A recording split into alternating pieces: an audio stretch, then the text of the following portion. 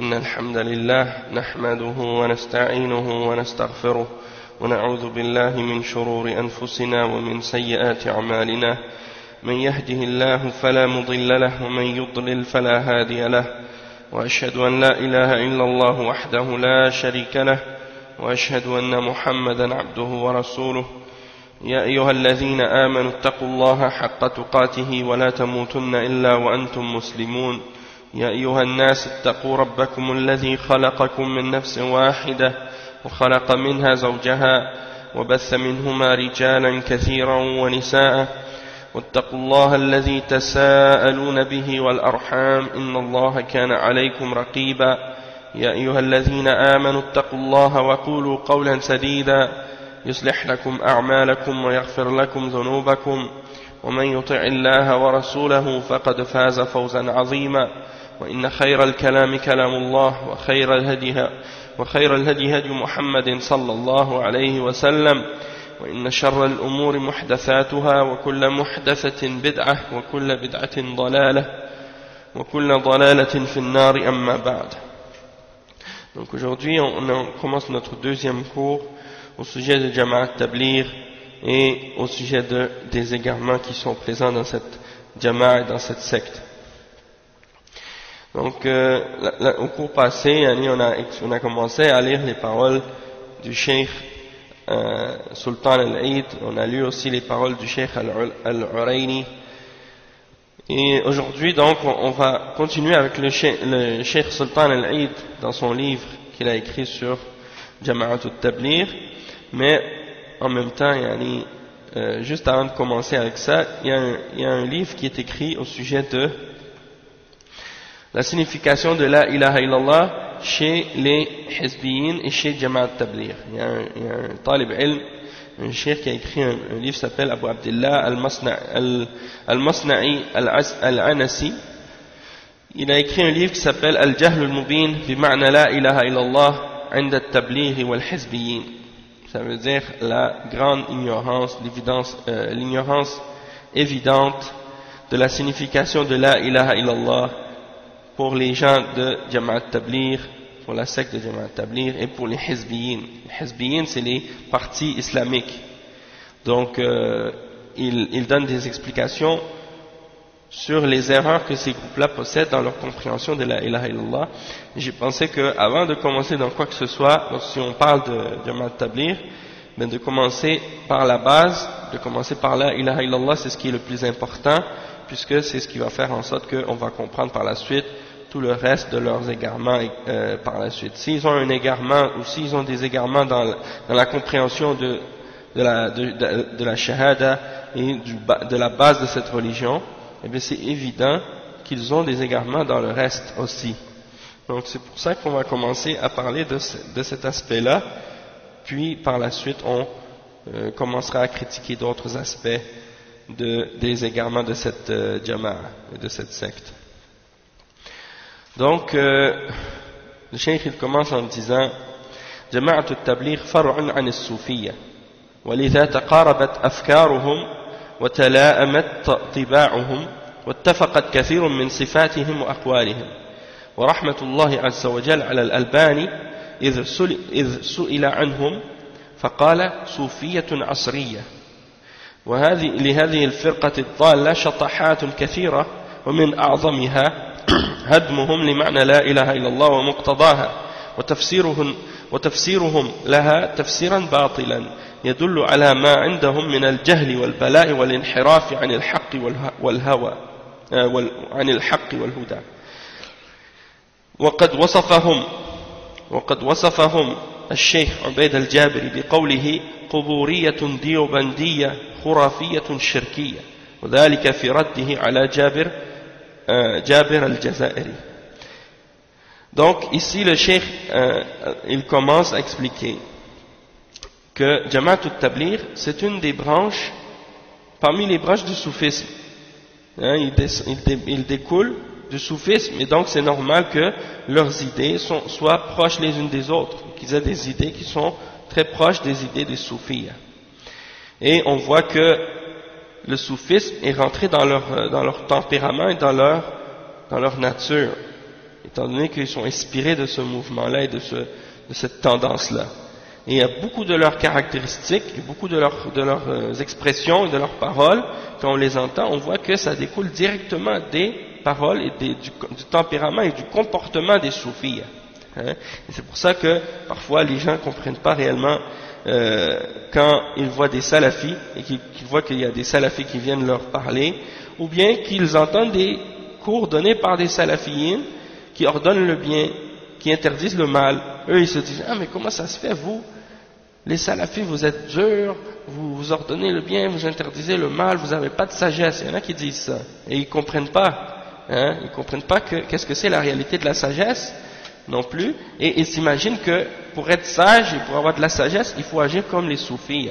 C'est-à-dire qu'il ne faut jamais dénoncer un mal. Quand tu vois quelqu'un qui fait les pires des choses, les pires des harams, il ne faut jamais le dire, il ne faut jamais critiquer ça, il ne faut jamais condamner ça.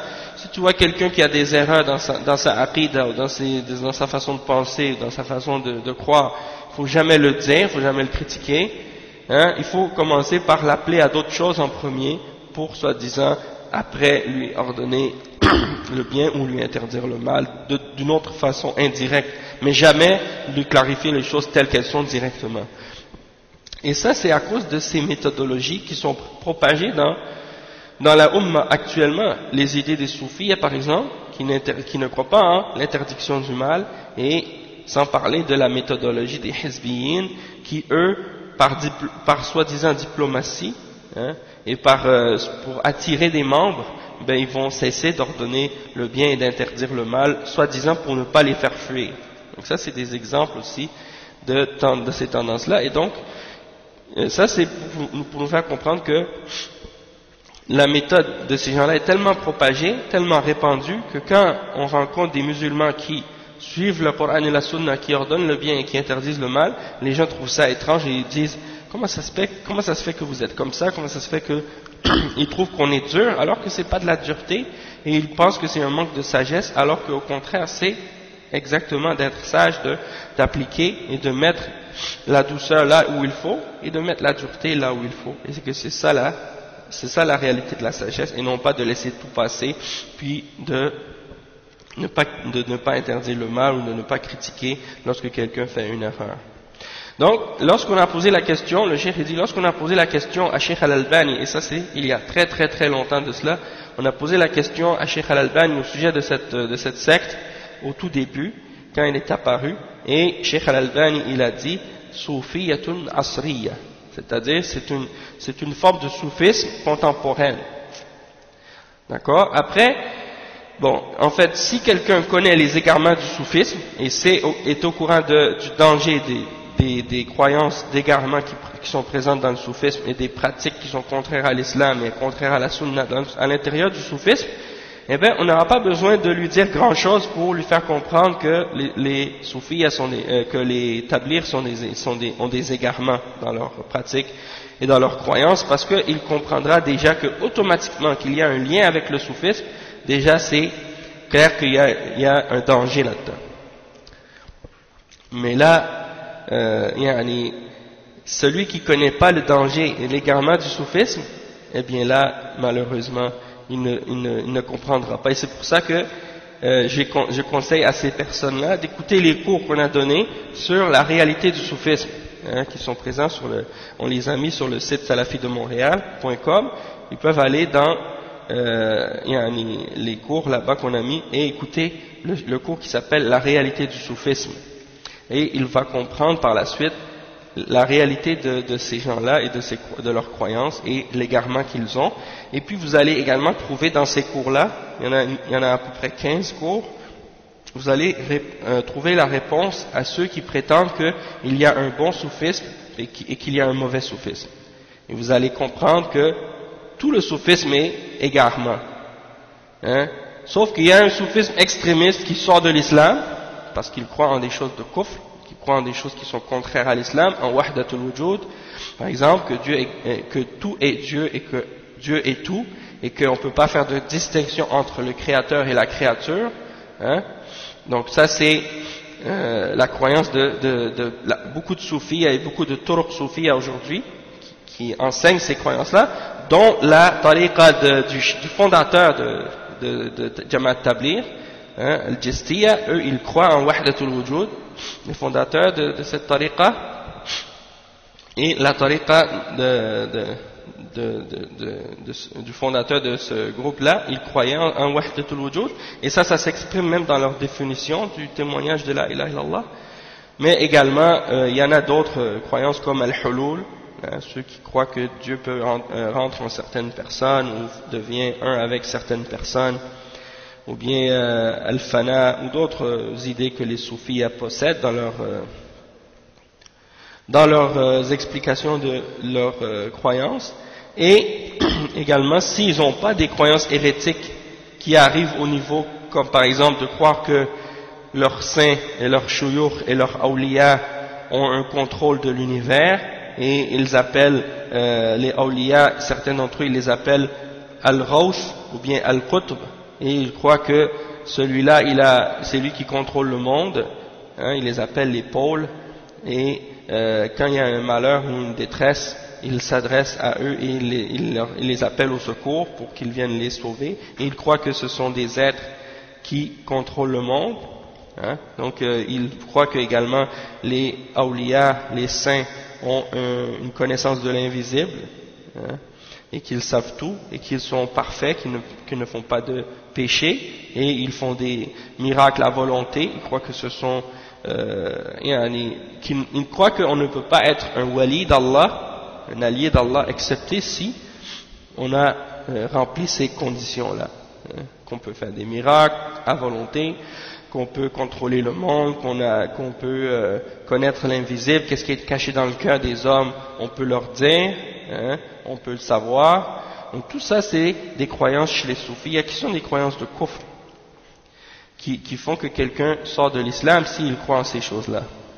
Mais il y a également d'autres, peut-être individus parmi les soufis, qui n'ont pas ces croyances-là, mais malgré tout, ils font des formes d'innovation et de bid'a, comme par exemple quand ils font leur dhikr, ils font pas le dhikr selon l'islam et la sunna, ils vont faire leur dhikr en chantant avec de la musique, des tambours, et ils dansent en même temps dans leur mosquée. Donc ça c'est des exemples de bid'a, que même si tu dis par exemple non, on croit pas en Wahdatul Wujud, on fait pas de shirk, on fait pas de kufr akbar, oui, mais malgré tout vous n'êtes pas sur la sunna.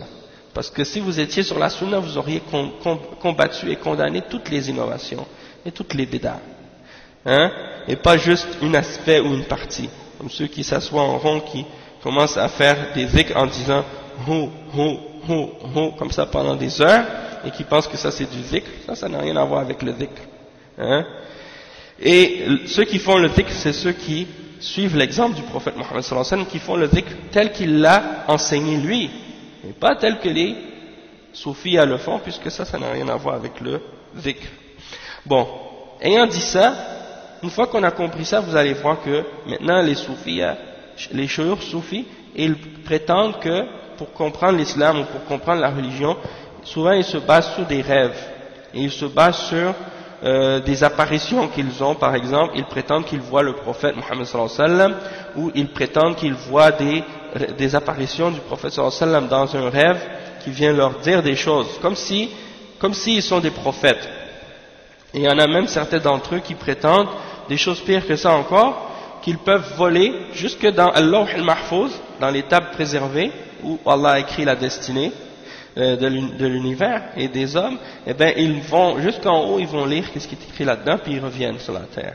Donc ça c'est des idées ou des croyances qui sont enseignées dans les livres des soufiyyin. D'accord?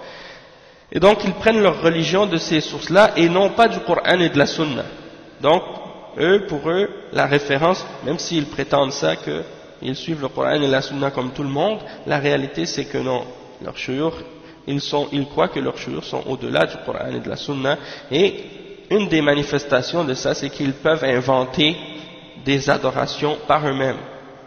Ils peuvent inventer par eux-mêmes des différentes formes de dhikr, des différentes façons de dhikr, même que parmi les choses que j'ai entendues, même au sujet du cheikh, du fondateur d'établir, c'est qu'il faisait une des choses qui étaient enseignées dans leur tariqa, c'est de faire le dhikr par le nez. faire le dhikr par le nez et de faire des respirations divines. Et ils ont une sorte de respiration qu'ils doivent faire, un peu comme les hindous dans les pratiques du yoga et des trucs comme ça. Ils ont une certaine respiration qu'ils doivent faire pour faire leur dhikr, hein, et toutes sortes de pratiques bizarres comme ça. Donc, ils croient qu'ils peuvent avoir des révélations particulières qui ne sont pas mentionnées ni dans le Coran ni dans la Sunna, et par la suite ils commencent à les pratiquer. Et si tu leur demandes pourquoi vous faites ça, ils vont dire ah mais non, nous on a une révélation de notre cheikh, hein, notre cheikh il nous a enseigné ça, il a eu ça dans un rêve où le prophète sallallahu alayhi wa sallam a vu lui dire ça. Et donc ça c'est comme s'ils ne croyaient pas au verset dans le Coran qui dit Al-yawmu akmaltu lakum dinakum. Aujourd'hui j'ai complété pour vous votre religion. La religion elle était complète depuis lorsque le prophète sallallahu alayhi wa sallam est mort. Avant qu'il meure, la religion était déjà complétée, il n'y avait rien à rajouter dedans. C'est pour ça que le prophète sallallahu alayhi wa sallam a interdit les innovations, d'accord, et il a dit que c'était les pires des choses et que c'était des égarements et que ça menait en enfer. Donc on va donc continuer. Le cheikh il dit que donc Cheikh Al-Albani depuis le début il a senti et il a compris que ce groupe-là c'était un groupe soufi, hein, et que c'est une forme de soufisme contemporaine, hein. Et c'est bizarre que la plupart des groupes et des partis qui sont actifs dans le monde aujourd'hui, si vous retournez à leurs fondateurs, eh bien ils sont toujours reliés à du soufisme. La seule da'wa qui s'est désavouée complètement du soufisme, hein, depuis le temps du prophète sallallahu alayhi wa sallam jusqu'à aujourd'hui, disons plutôt qu'au début, au temps du prophète sallallahu alayhi wa sallam, il n'y avait pas de soufisme, mais quand le soufisme est apparu, les ulama d'Ahl Sunnah se sont toujours désavoués du soufisme jusqu'à aujourd'hui, hein. Et ça, on va peut-être avoir l'occasion de l'expliquer, mais sinon, retournez au cours la réalité du soufisme et vous allez voir. Et tous les ulama d'Ahl Sunnah, ils ont toujours réfuté les égarements et l'ignorance des soufiyas tels qu'ils l'enseignent dans leurs livres et dans leurs paroles. Donc il dit que ce groupe-là, c'est un groupe, le groupe de Jamaat Tabligh, ils ont beaucoup d'égarements, et parmi les plus grands égarements qu'ils ont, c'est la façon dont ils détruisent la signification réelle de la ilaha illallah et ce que la ilaha illallah implique dans leurs interprétations et dans leurs explications fausses de la ilaha illallah lorsqu'ils parlent, hein. Et quand ils parlent de la ilaha illallah, on voit qu'ils ont une grande ignorance, ils ont des grands malheurs et des déviations très graves par rapport à la vérité et la guidance à ce sujet-là. Et le cheikh Ubayd al-Jabiri, il a parlé de cette secte, et il les a décrits en disant que c'est une secte qui est basée sur al-Quburiyya, hein, la vénération et l'adoration des tombes, et que c'est une secte qui est basée sur qui est à la base créée par quelqu'un qui sort de l'école de celle qu'on appelle ad-Diyobandiyya, qui est une école qui est en Inde, qui est une école soufiyya, hein, et qui est remplie de soufisme et de contradictions avec la sunna, et qui enseigne la aqida des Maturidiyya, hein.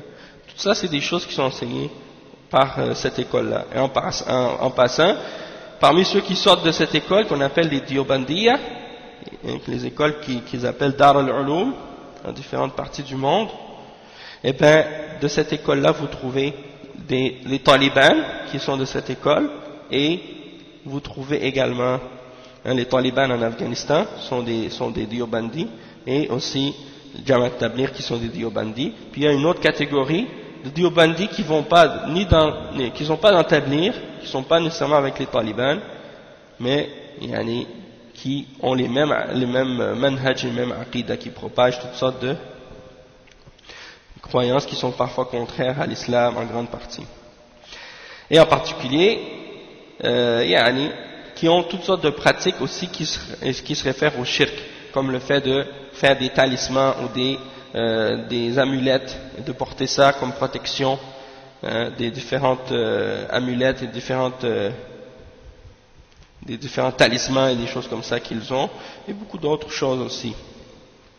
Donc, lorsque Ubayd al-Jabiri a réfuté Abu Bakr al-Jazairi parce que Abu Bakr al-Jazairi souvent il a défendu les tabligh.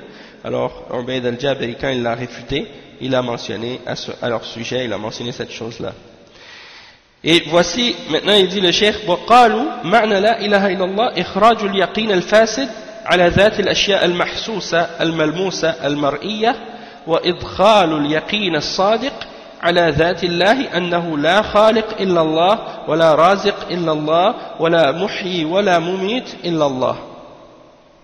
Donc ça c'est la définition de Jamaat Tabligh. Comment ils définissent la ilaha illallah? Ils disent la signification de la ilaha illallah c'est de faire sortir la fausse conviction que quelqu'un a dans son cœur au sujet des choses qui sont qu'on peut sentir, les choses qu'on peut palper, les choses qu'on peut voir. C'est-à-dire cesser d'avoir enlever de notre cœur la conviction qu'on peut avoir en les choses apparentes et faire rentrer dans le cœur la certitude, la conviction, la certitude sincère en Allah subhanahu wa ta'ala, et de croire qu'il est le créateur, qu'il n'y a pas de créateur excepté Allah, qu'il n'y a pas de pourvoyeur de subsistance excepté Allah, qu'il n'y a pas il y a personne qui fait vivre ou qui fait mourir excepté Allah subhanahu wa ta'ala. Donc ça c'est leur compréhension de la ilaha illallah. Et dans cette compréhension-là, il y a des erreurs graves et totalement opposées à la réalité de la ilaha illallah. Cette définition-là, elle est totalement fausse. Elle n'a rien à voir avec la réelle signification de la ilaha illallah. Et ça, vous allez le comprendre dans les explications qu'on va donner, Inch'Allah. Déjà, dans cette définition-là, il y a deux grands problèmes. Le premier grand problème, c'est la notion de wahdatul wujud qui est dedans. Et ça, on va essayer de l'expliquer, Inch'Allah. Et il y a aussi l'autre erreur, c'est qu'ils expliquent la ilaha illallah par ar-rububiyya seulement, uniquement par les attributs de souveraineté d'Allah subhanahu wa ta'ala, qu'il est le créateur, qu'il est le pourvoyeur, qu'il est celui qui fait vivre et qui fait mourir, celui qui contrôle tout. Et ça c'est quelque chose que même les idolâtres de la Mecque, à l'époque du prophète sallallahu alayhi wa sallam, ils étaient déjà d'accord avec ces choses-là. Ils acceptaient déjà le fait que Allah c'est le seul créateur, le seul maître, celui qui est un Dieu unique, qui est pourvoyeur, qui donne la subsistance. C'était pas ça leur problème. Et le prophète sallallahu alayhi wa sallam les a pas appelés à accepter ça ou à reconnaître ça, puisqu'ils le reconnaissaient déjà. Au contraire, même c'était d'utiliser cette croyance-là qu'ils avaient en un Dieu unique et en le fait que c'est lui le pourvoyeur et le créateur et le maître de toutes choses, d'utiliser ça comme argument pour les amener à rejeter l'idolâtrie et rejeter l'adoration des idoles. Et c'est ça que le prophète sallallahu alayhi wa sallam voulait en fait de leur part, c'est les appeler au tawhid al-uluhiyya ou bien tawhid al-ibada, l'unicité d'Allah dans l'adoration. Donc on va voir maintenant quelques points au sujet de cette définition qu'ils ont de la ilaha illallah. Donc ils disent قولهم إخراج اليقين الفاسد على ذات الأشياء فهم بهذا يرون أن الأخذ بالأسباب مناف لكلمة لا إله إلا الله الكلمة الطيبة بل إنهم يعدون الأخذ بالأسباب طاغوت يقولون إن الأصنام 5 فقط الصنم الأول التكسب ولو على طريق الحلال لأنها تلهي عن الدين. قال أبو عبد الله وبطلان هذا القول ظاهر وفساده معلوم ولا تنسى أن هذه الفكرة فكرة صوفية دسيسة خبيثة منافية للكتاب والسنة فإن إمام الموحدين محمدا صلى الله عليه وسلم قد تكسب واتجر فماذا يا فرقة التبليغ ولما أغرق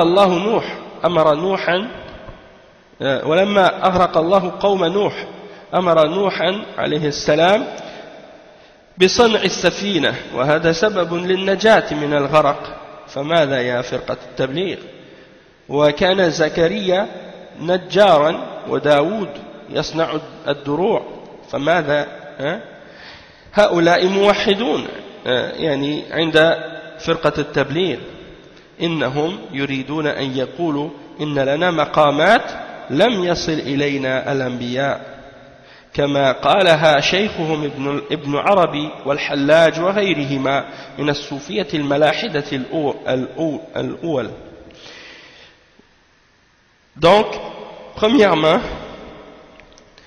ils ont dans cette notion de l'explication qu'ils ont de la ilaha illallah de faire sortir du cœur la certitude, la fausse certitude en les choses.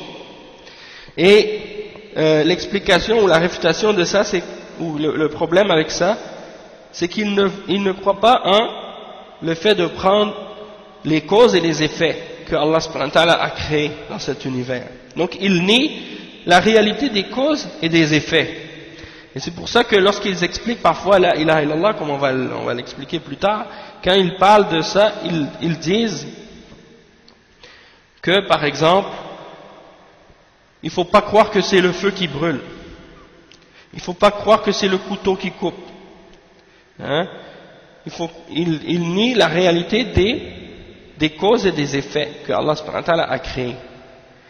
Et donc, dernièrement, juste pas hier, avant-hier, j'étais près d'une mosquée de Jamaat Tabligh, on a prié l'Asr là-bas. Et j'ai rencontré un monsieur que je connaissais avant, qui vient d'un pays musulman, et ce monsieur-là, il n'était pas avec Jamaat Tabligh auparavant. Mais il est rentré avec eux, et puis depuis, il reste avec eux, et il sort toujours avec eux. Hein. Donc, j'ai commencé à discuter avec lui. On parlait de différentes choses. Puis tout d'un coup, comme ça, j'ai décidé de lui poser la question. Qu'est-ce que ça signifie la ilaha illallah? Et j'attendais sa réponse.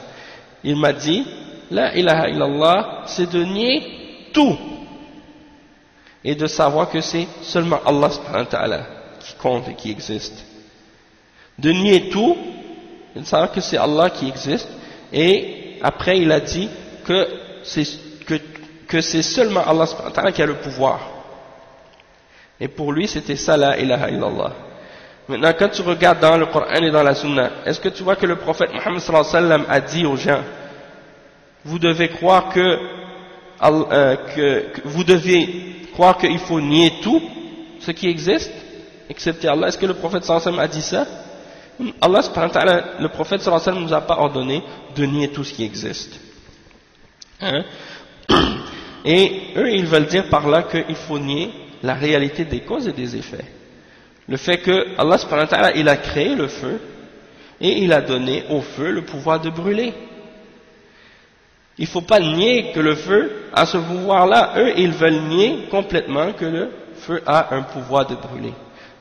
Et parmi ces gens-là, parce que ça c'est l'aqida des Asha'ira et des Maturidiyya, ça c'est les gens de Kalam, les philosophes, ils rentrent avec des philosophies comme ça, qu'il ne faut pas croire que le feu a un pouvoir de brûler. Si tu crois que le feu a un pouvoir de brûler, tu deviens mushrik.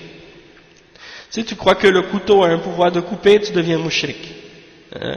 Et ça n'a rien à voir avec le tawhid, ça c'est en contradiction même avec le tawhid. Parce que Allah subhanahu wa ta'ala nous a ordonné d'affirmer les choses qu'il a créées et de croire qu'il a créé en ces choses-là certaines forces et certaines capacités. Et cette force-là, elle est uniquement présente dans cette chose-là parce que Allah l'a mis dans cette chose-là. Et c'est Allah qui lui a donné cette force et cette capacité. Mais il ne faut pas nier cette capacité-là complètement et dire qu'elle n'a aucun pouvoir, aucune force. Ou de nier que les êtres humains, on a une force. On a une force, mais c'est une force qui est créée par Allah subhanahu wa ta'ala et qui est limitée. Hein, n'est pas absolue comme la force d'Allah subhanahu wa ta'ala. Mais comme je disais, ces gens-là, ils n'ont aucune compréhension. Et quand je lui ai expliqué que le fait de reconnaître ça, ça ne fait pas de toi un musulman. Parce que je lui ai dit, même si tu disais par exemple que oui c'est vrai, seul Allah subhanahu wa ta'ala a la force, ou bien c'est Allah qui a créé toute la force, et que il faut croire que Allah subhanahu wa ta'ala c'est le maître de l'univers, que c'est lui qui est le créateur, et c'est lui qui peut nuire, et c'est lui qui peut profiter, il faut mettre notre confiance en lui. Même si tu crois en ça, et que tu adores les tombes, et que tu adores les morts, et que tu adores les idoles, eh bien tu ne seras pas musulman. Et même si tu penses que c'est ça la signification de la ilaha illallah, tu n'as rien compris, parce que Allah subhanahu wa ta'ala, il parle aux mushrikin, il parle des mushrikin dans le Coran. Il dit au messager, wala in sa'altahum man khalaqa as-samawati wal ard la yaqulunna Allah. Hein? Donc si tu leur demandes qui a créé les cieux et la terre, ils diront Allah. Donc c'est la preuve qu'il reconnaissait et il croyait en ça. J'ai expliqué à ce frère que c'était pas ça la signification de la ilaha illallah. Et là, il a compris lui-même qu'il y avait un problème dans sa compréhension du tawhid et de la ilaha illallah. Et donc, comment quelqu'un qui prétend vouloir faire la da'wah, qui veut appeler les gens à l'islam, qui veut appeler les gens à la pratique de la religion, la base même de l'islam, le fondement le plus important de la religion, il ne connaît pas sa signification. Donc à quoi il appelle? À quoi il va appeler les gens, cette personne-là? Donc, le cheikh ici, il dit ensuite,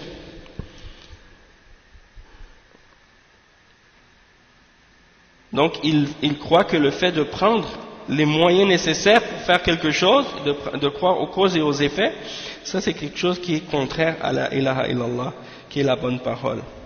Et il considère que de prendre les causes et les effets, de prendre les moyens nécessaires pour faire quelque chose, que ça c'est une forme de ta'rout, une forme d'idole.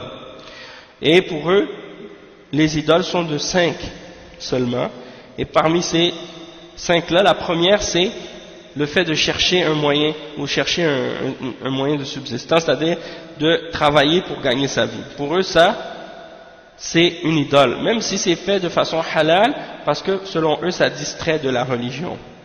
Et Abu Abdillah, c'est l'auteur du livre, il dit, et la fausseté de cette parole, elle est claire, elle est apparente, elle est évidente, et c'est une chose qui est connue.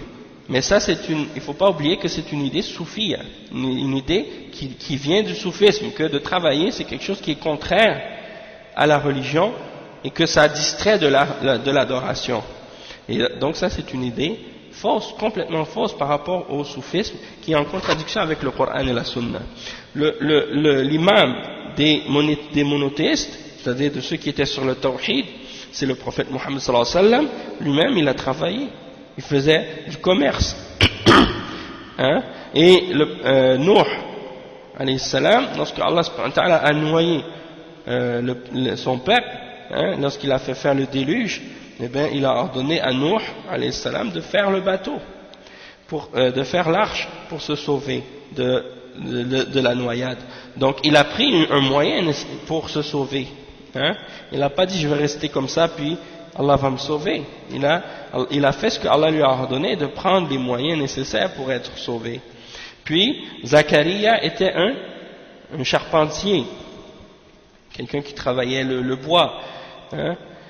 Et Daoud était quelqu'un qui fabriquait des armures, des choses de ce genre. Donc, chacun des prophètes, on voit qu'ils avaient un travail, qu'ils avaient un métier, qu'ils avaient quelque chose qu'ils faisaient pour gagner leur vie. Hein? Donc, qu'est-ce qu'ils veulent dire? Il dit pour Jamaat Tabligh, tous ces prophètes sont des gens qui étaient sur le tawhid. Et qu'est-ce qu'ils veulent dire en réalité? Cheikh il dit qu'en réalité, ils essaient de dire que Jamaat Tabligh, ou bien les soufiyins, ils ont atteint un degré que même les prophètes n'ont pas réussi à atteindre. C'est ça la réalité. Quand ils parlent des prophètes de cette manière-là, ils disent regardez, les prophètes, eux, ils travaillaient.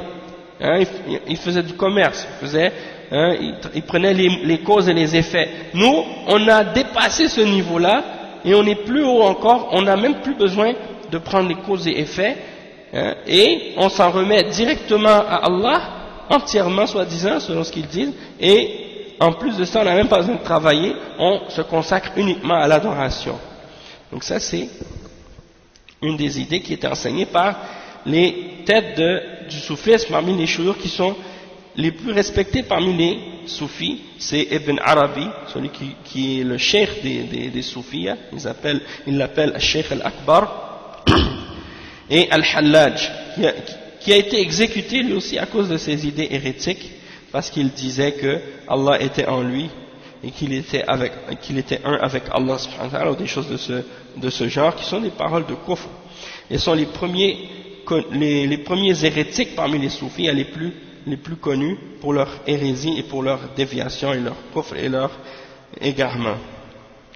ومن الأدلة الرادة عليهم قوله وهو الذي جعل لكم الأرض ذلولا فامشوا فيه هو الذي جعل لكم الأرض ذلولا فامشوا في مناكبها وكلوا من رزقه. فإذا قضيت الصلاة فانتشروا في الأرض. Donc le cheikh il mentionne des versets comme le verset 15 dans Surat al-Mulk et le verset 10 dans Surat al-Jumu'ah, dans lequel Allah subhanahu wa ta'ala nous incite de prendre les moyens nécessaires pour arriver à faire ce qu'il nous demande et à gagner notre subsistance. وبهذا يعلم أن ترك أخذ الأسباب شرك وقدح في معنى لا إله إلا الله. Le cheikh dit c'est ainsi qu'on peut comprendre que d'abandonner le fait de prendre les causes nécessaires que Allah nous a permis de prendre pour arriver à notre but dans qu'est-ce qui est halal, et bien ça c'est d'abandonner ça, c'est une forme de shirk et c'est quelque chose qui vient en contradiction avec la signification de la ilaha illallah. لأن فيه ردا لما دلت عليه أدلة الكتاب والسنة والله هو الذي خلق الأسباب لنستعين بها على إقامة توحيده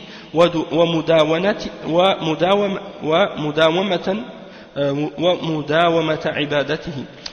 C'est-à-dire que pourquoi il y a un problème dans la signification de la ilaha illallah pour celui qui nie le fait de prendre les causes nécessaires, c'est parce que la personne qui fait ça, c'est comme si elle rejette les preuves du Coran et de la Sunna. Et Allah subhanahu wa ta'ala, c'est lui qui a créé les causes. Et il nous a ordonné de prendre ces causes-là comme aide ou comme support, dans le sens que pour établir son tawhid. Dans le sens que par exemple, si tu as faim, tu vas manger.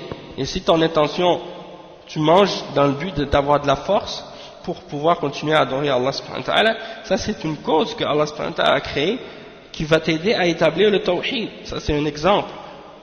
Et d'autres choses également. Donc le fait de travailler, tu gagnes ton risque d'une façon qui est halal, tu vas pouvoir continuer à adorer Allah subhanahu wa ta'ala avec ce risque que tu vas gagner. Et pour continuer à l'adorer et à établir le tawhid. فَتَرْكُ الْأَسْبَابِ قَدْحٌ فِي الشَّرِيعَةِ واعتماد على الأسباب وحدها دون الله شرك بل الاعتماد والتوكل على الله والأخذ بالأسباب وسيلة فقط. Donc le cheikh dit ici que d'abandonner les causes c'est une insulte, une attaque à la charia, et le fait de se reposer uniquement sur les causes et d'oublier Allah subhanahu wa ta'ala, ça c'est du shirk. Donc il faut être entre ces deux extrêmes là.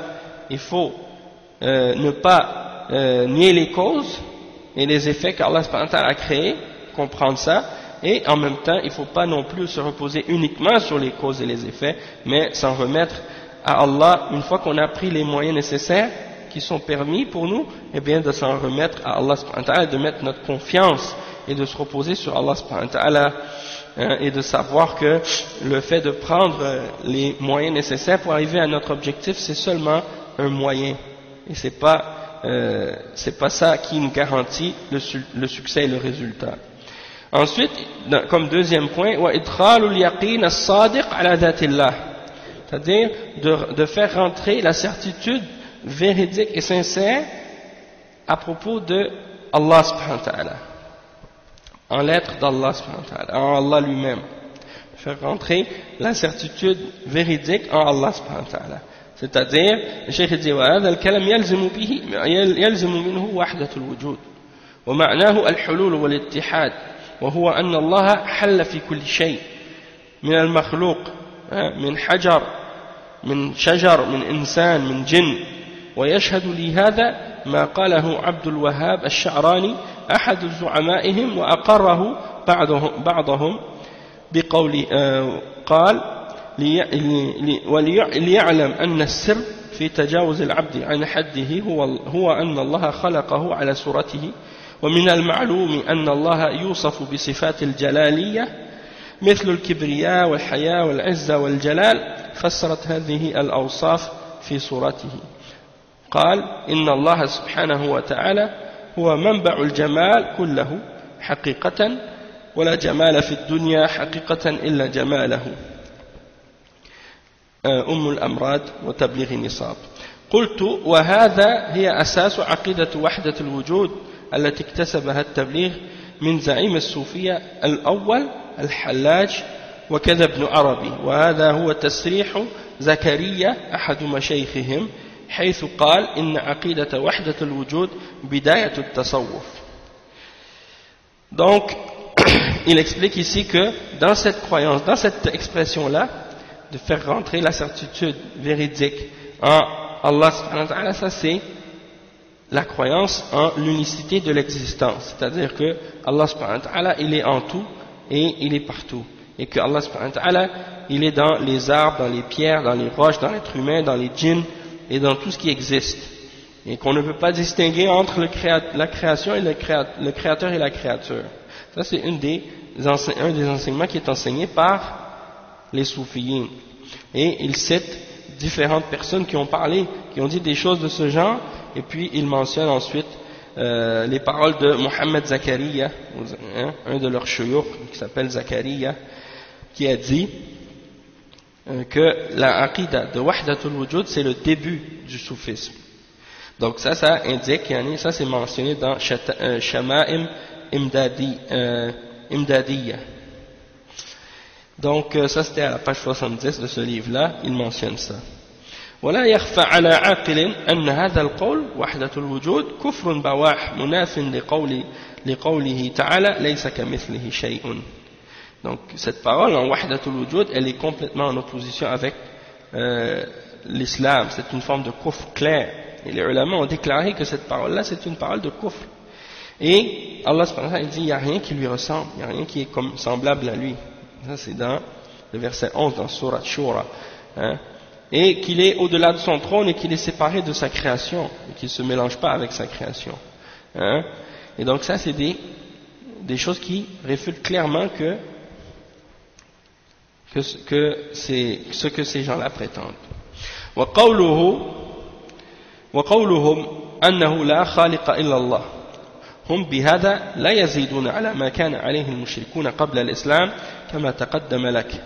وهؤلاء أيضا يفسرون معنى لا إله إلا الله بمعنى توحيد الربوبية وهو أن الله هو الخالق الرازق المدبر وقد كان المشركون يقرون بهذا التوحيد وكما ذكر الله ذلك عنهم في آيات كثيرة من القرآن ولم ينفعهم ذلك ولم يدخلهم في الإسلام وقد جاهل التبليغيين معنى لا إله إلا الله على الحقيقة وهو أنه لا معبود بحق إلا الله المستحق للعبادة دون ما سواه فيجب إفراده بجميع أنواع العبادة ولا يجوز صرف شيء منها لغيره ومن صرف منها شيئا لغير الله فقد جعل ذلك الغير شريكا له في ألوهيته ومن خفي عليه هذا المعنى فهو من أجهل الناس ولا خير فيه. Donc le cheikh il explique ici, il dit qu'ils expliquent la signification de la ilaha illallah en disant il n'y a pas de créateur excepté Allah. Il n'y a pas de gens qui donnent la subsistance, il n'y a personne qui donne la subsistance ou qui pourvoit la subsistance ou qui fait vivre ou qui fait mourir ou qui contrôle le monde et qui a de pouvoir excepté Allah subhanahu wa ta'ala. Donc ça c'est la parole qu'ils disent et cette parole-là ça n'augmente rien à ce que les mouchriquins avant l'islam disaient. C'est-à-dire que le fait d'interpréter la ilaha illallah par tawhid al-rububiyya, c'est une chose qui est de demander aux gens de dire quelque chose qui est déjà accepté, même par les mouchriquins à l'époque, qui croyaient que Allah subhanahu wa ta'ala c'est le créateur des cieux et de la terre, comme vous pouvez le retrouver dans plusieurs versets dans le Coran. On l'a mentionné tout à l'heure, parce que la ilaha, le mot ilah ici, qu'est-ce que ça signifie? Ça signifie quelque chose qui est adoré, al-ma'boud. Et donc al-ma'boud, tout ce qui est adoré, que ce soit quelque chose qui est adoré et qui mérite ou qui ne mérite pas, il n'y a rien qui mérite d'être adoré excepté Allah subhanahu wa ta'ala. Donc quand tu dis la ilah, tu nies pas tout comme le soufi, comme le tablighi, qu'est-ce qu'il m'a dit, tu nies tout. Non, tu nies pas tout, tu nies tout ce qui est adoré. Tout ce qui est adoré.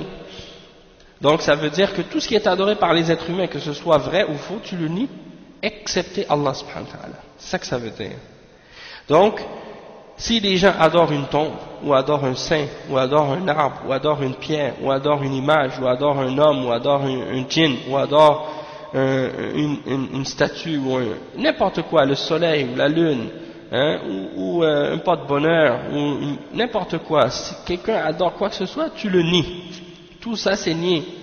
Et le seul que tu affirmes comme étant celui qui mérite d'être adoré, c'est Allah subhanahu wa ta'ala, le créateur, le maître, celui qui donne la subsistance, celui qui fait vivre, celui qui fait mourir, c'est lui seul que tu adores. Et l'adoration, c'est tout ce que tu fais comme action ou comme parole qui fait partie de ce que Allah subhanahu wa ta'ala aime et des choses que Allah subhanahu wa ta'ala agrée.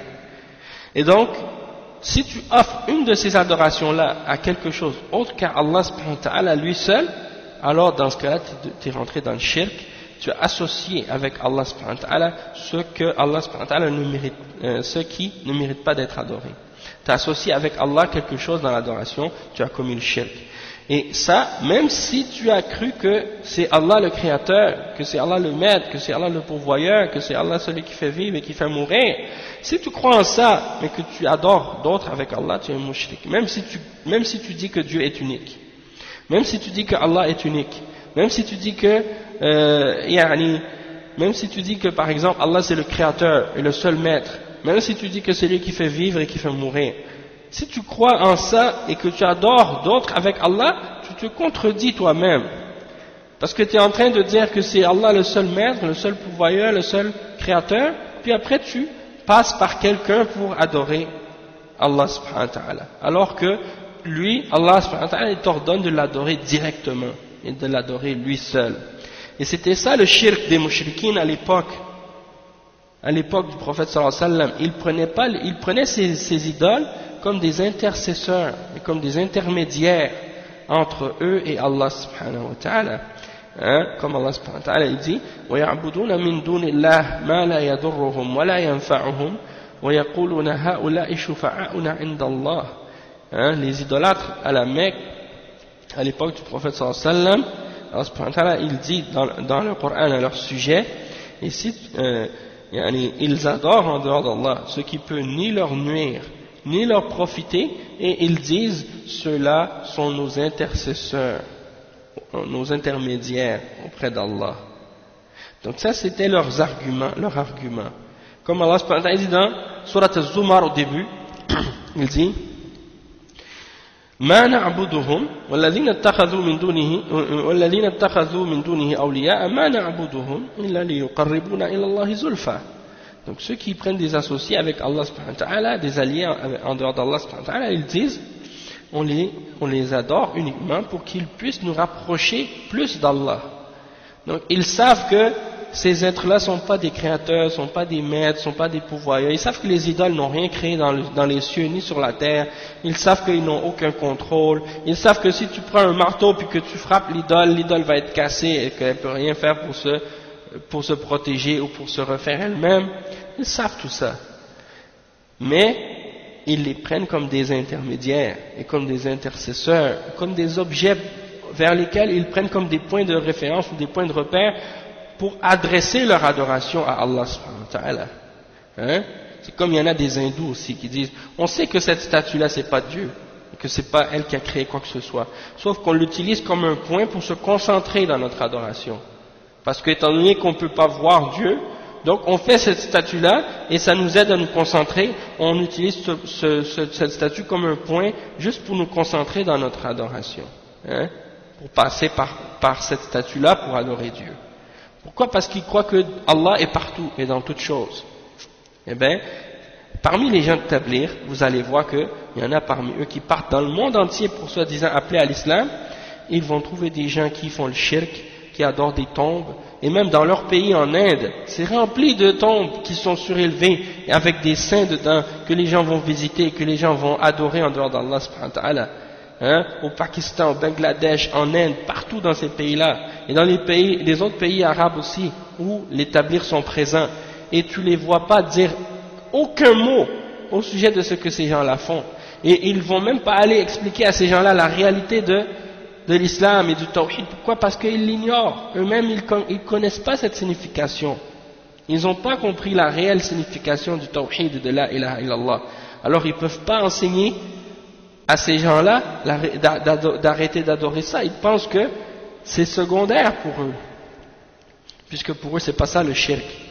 Pour eux le shirk c'est pas d'adorer ces tombes là, c'est pas ça le shirk pour eux. Le shirk pour eux c'est, comme on a dit tout à l'heure, de croire que il y a que tu crois que ces causes-là et que ces moyens que tu utilises, que ces causes-là sont des choses sur lesquelles tu dois faire ou tu dois croire que seul Allah a le pouvoir. Et si tu crois que tu mets ta confiance ou ton pouvoir en autre que Allah subhanahu wa ta'ala pour avoir ces choses-là, alors ça veut dire que tu es mushrik. Si tu crois que ces choses-là peuvent t'aider à avoir un bien quelconque dans cette dunya, ça veut dire pour eux tu es un mushrik. Hein, tu n'as pas appliqué le tawhid. Si tu crois que le feu brûle ou que le couteau coupe, tu es un mushrik.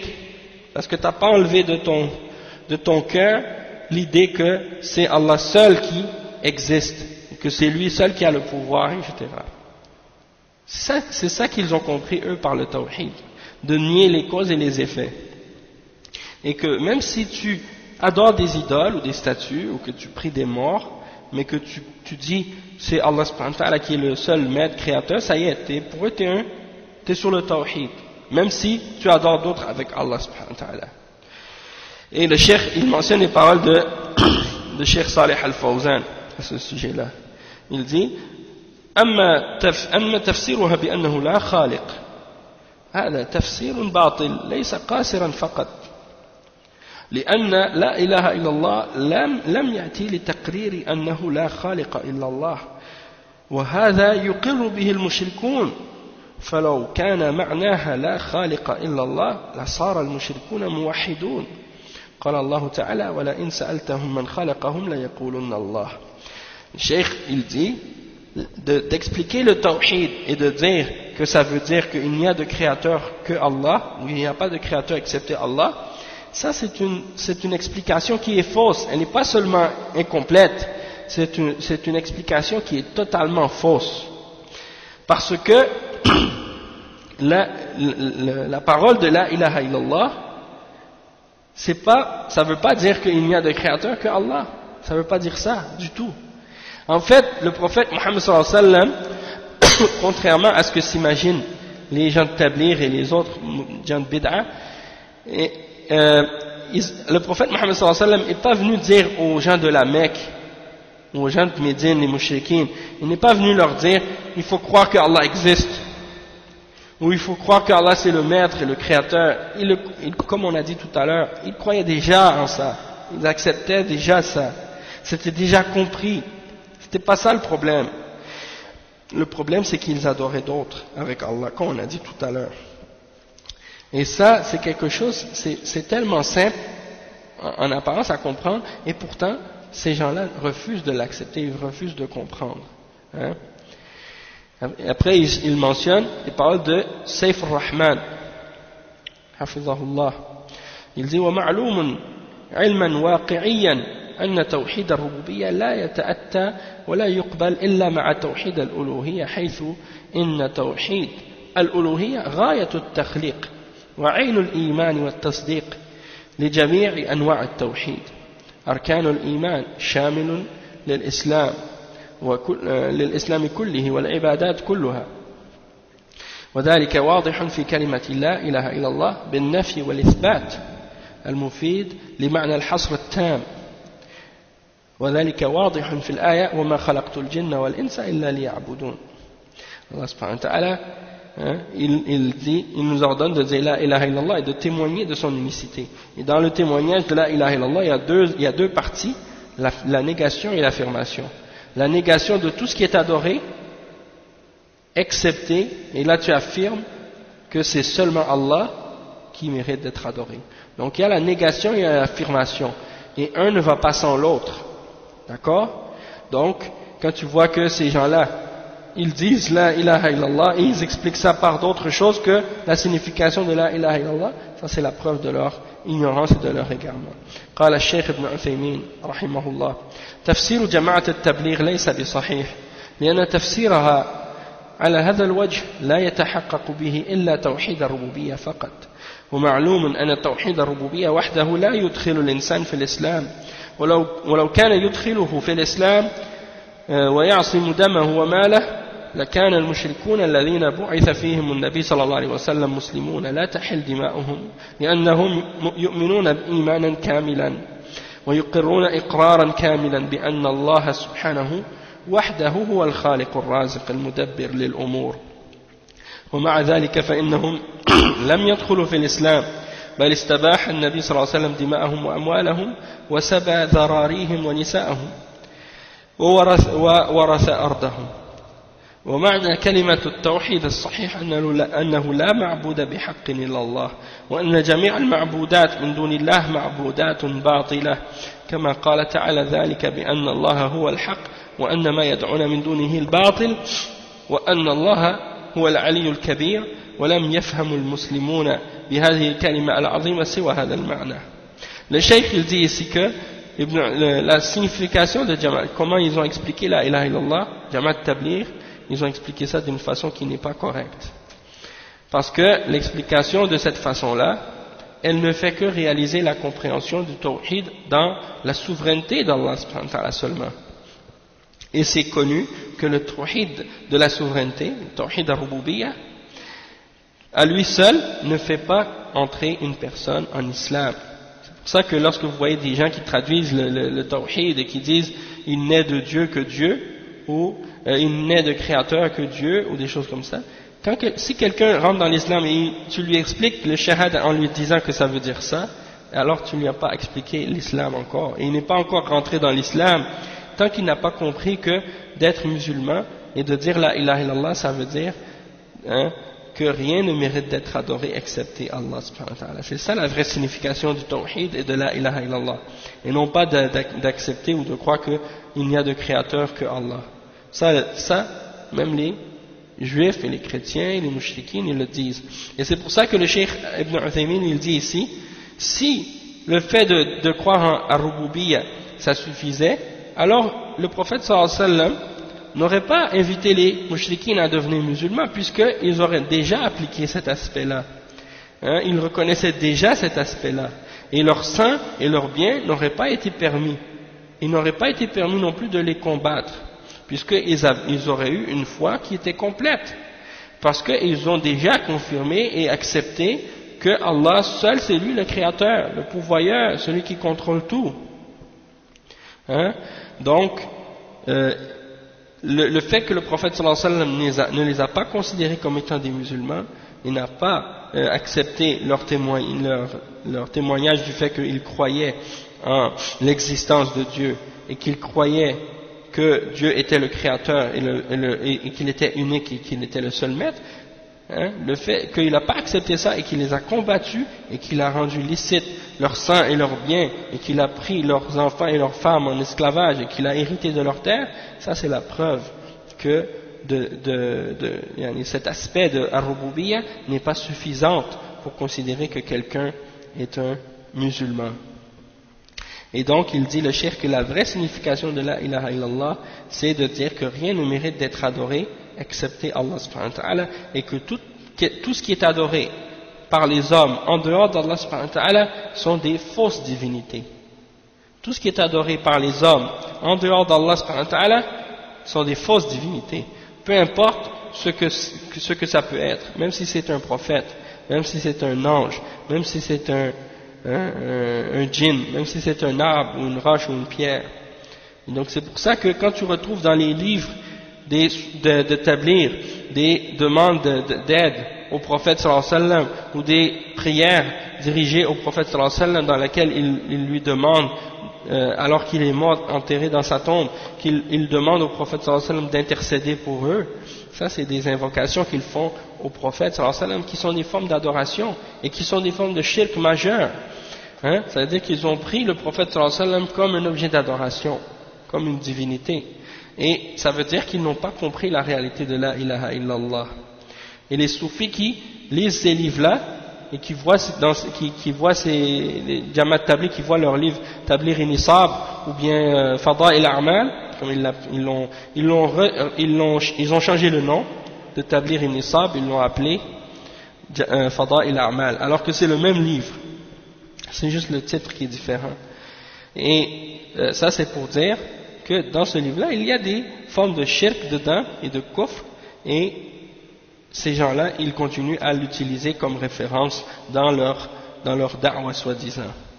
Et le cheikh, il mentionne comme preuve pour montrer la signification de la ilaha illallah telle qu'il l'explique, que ça veut dire que rien ne mérite d'être adoré excepté Allah. Il mentionne le verset 62 dans Surat Al-Hajj, dans laquelle Allah subhanahu wa ta'ala dit, et ça c'est parce que Allah subhanahu wa ta'ala c'est la vérité, et que ceux qu'ils invoquent en dehors de lui c'est le faux, et que Allah subhanahu wa ta'ala il est le très haut et le très grand.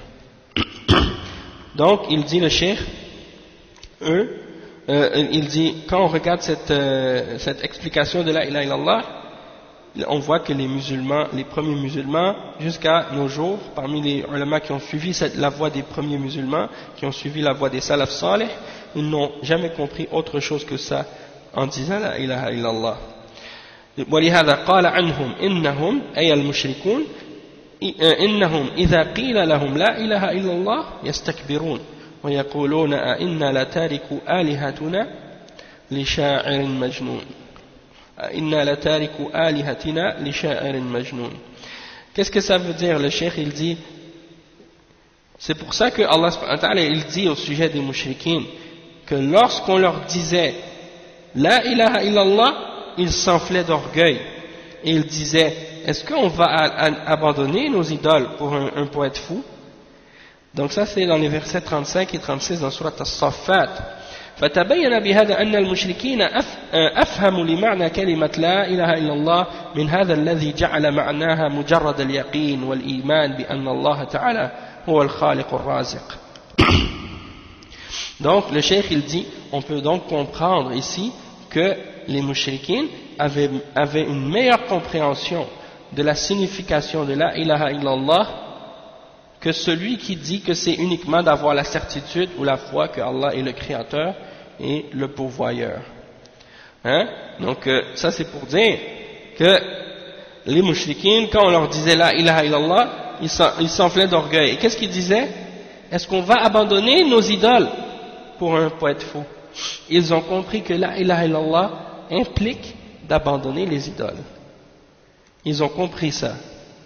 Et ils ont su que le fait de dire la ilaha illallah, s'ils veulent le dire, ils doivent arrêter de les adorer. Et ils ne voulaient pas arrêter de les adorer. Parce qu'ils refusaient d'accepter la vérité. Alors, ils s'enflaient d'orgueil à ce moment-là. Tandis que les gens d'aujourd'hui, parmi ces gens-là, ils disent la ilaha illallah, mais ils ne veulent pas cesser d'adorer ce qu'ils adorent en dehors d'Allah subhanahu wa ta'ala. Et ils pensent que de dire que Allah est le créateur, et que Allah est le pourvoyeur, et qu'Allah est celui qui fait vivre et qui fait mourir, ils croient que c'est ça le tawhid. Hein? Ils croient que c'est ça seulement le tawhid. Et bien sûr que c'est pas ça seulement le tawhid, et que ça c'est juste tawhid al-rububiyya, et que c'est pas suffisant pour que quelqu'un soit considéré comme étant musulman. Le cheikh il dit هذه مسألة عظيمة يجب على الإنسان أن يتوب إلى الله من هذا التفسير الفاسد لمعنى لا إله إلا الله وأن يرجع إلى التفسير الصحيح الذي اتفق عليه المسلمون والذي يفهم هذه الكلمة العظيمة يفهمه حتى المشركون الذين قتلهم النبي صلى الله عليه وسلم. Donc il dit que ça c'est une chose très importante, et un individu, un être humain qui a cette mauvaise compréhension de la ilaha illallah, il doit se repentir. Il doit se repentir de cette fausse compréhension de la ilaha illallah et revenir à la vraie signification, la signification sur laquelle tous les musulmans étaient d'accord, hein, et il doit comprendre la réalité de cette parole de la ilaha illallah, que même les mushrikines que le prophète sallallahu alayhi wa sallam a combattu avaient compris. Les mushrikines, le prophète sallallahu alayhi wa sallam les a combattus, hein, et ils avaient compris la signification de la ilaha illallah, et c'est pour ça qu'ils ne voulaient pas l'accepter, parce qu'ils voulaient continuer à adorer les idoles. Ça c'est très important de leur faire comprendre cette chose-là. وأن معنى هذه الكلمة العظيمة لا معبود بحق إلا الله وهذا هو المعنى المتعين فيجب على هذا القائل أن يرجع إلى الحق وإلى الصواب ويقول توحيد الربوبية شيء وتوحيد الألوهية شيء وتوحيد الألوهية شيء آخر ولا يتم أحدهما بدون الآخر. Donc ça c'est pour vous dire que ces gens-là, dans le tablir, étant donné qu'ils sont de l'école de Deobandiyya, ils sont sur la aqida des Maturidiyya, comme les Asha'ira, comme les Ahbash. Ce sont des gens qui affirment seulement Tawhid al-Rububiyya, hein, et ils ne croient pas en Tawhid al-Uluhiyya. Pour eux ça n'existe pas. L'unicité d'Allah dans l'adoration n'existe pas pour eux. Et donc, pour eux d'adorer d'autres que Allah, de faire des du'as à un mort ou des choses comme ça, ça c'est pas shirk. Pour eux c'est pas shirk. Hein? Et c'est pour ça que vous les voyez en train d'écrire des livres qui dans lesquels ils veulent défendre l'idée qu'on peut, selon eux, adorer le prophète sallallahu alayhi wa sallam et prier au prophète sallallahu alayhi wa sallam et faire des du'as au prophète sallallahu alayhi wa sallam, et non seulement au prophète sallallahu alayhi wa sallam, hein, mais également aux saints et aux shuyukh des turuq soufiyya, et demander le support et l'aide et le secours de leurs shuyukh. Ils écrivent des livres pour ça et ils attaquent tous ceux qui les critiquent et même ils les déclarent comme étant des kuffars. C'est pour ça qu'ils disent que les wahhabis, ceux qu'ils appellent des wahhabis, ils disent les wahhabis sont des kuffars. Hein? Ils combattent plus que les juifs, ils combattent ceux qu'ils appellent wahhabis, ils les combattent plus que ceux qu'ils appellent les juifs et les chrétiens. En fait, qu'est-ce qui est étonnant à leur sujet?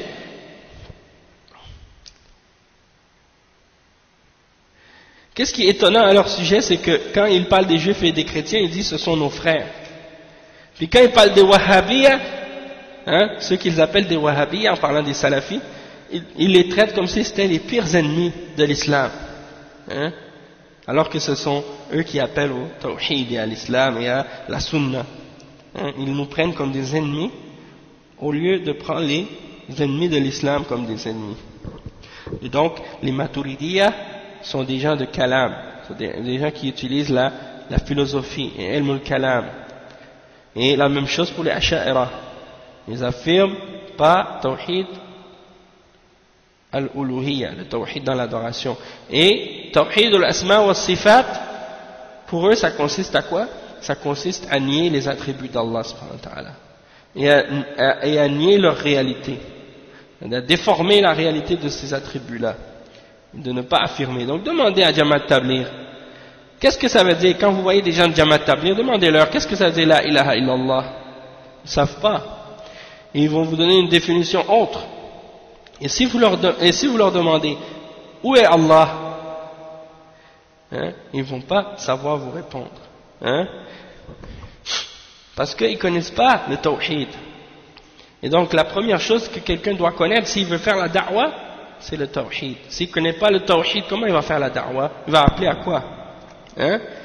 Et donc, le cheikh il dit donc, وَأَنَّ مَعْنَ هَذِهِ الْكَلِمَةِ لَا مَعْبُودَ بِحَقٍّ إِلَّا اللَّهِ وهذا هو المعنى المتعين فيجب على هذا القائل أن يرجع إلى الحق والصواب ويقول توحيد الربوبية شيء وتوحيد الألوهية شيء ولا يتم أحدهما بدون الآخر. Donc il faut qu'il revienne à la bonne compréhension de dire que rien ne mérite d'être adoré excepté Allah.